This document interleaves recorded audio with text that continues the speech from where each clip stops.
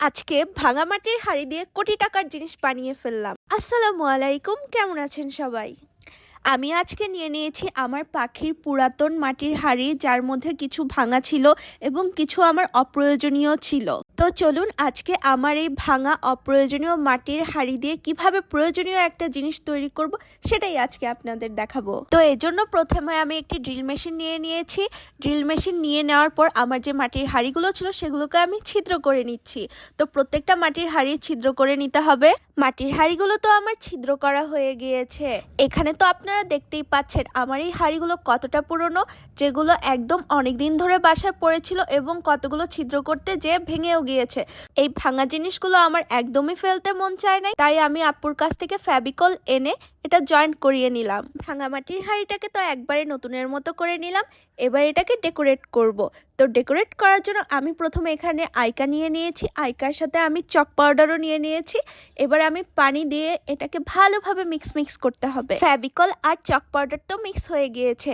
এবার আমি আমার মাটির হাঁড়িটার মধ্যে এটা ভালোভাবে লাগিয়ে নিচ্ছি। তো আমি একটা স্পঞ্জ ইউজ করেছি।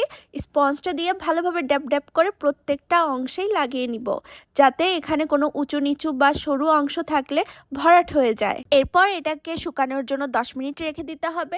এরই মাঝখানে আমাদের এই মাটির হাঁড়িগুলো তো সবগুলো শুকিয়ে গিয়েছে, হাঁড়িগুলো তো শুকানো হয়ে গিয়েছে। এবার ইনায়াপুর থেকে সাদা রং নিয়ে আমি সবগুলো হাঁড়িতে লাগিয়ে দিছি।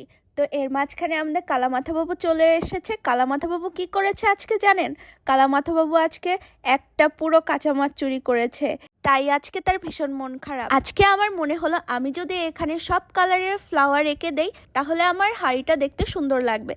তাই আমি ভেবেছি এখানে লাল ফুল থাকবে, নীল ফুল থাকবে, সবুজ ফুল থাকবে এবং বেগুনি ফুল থাকবে।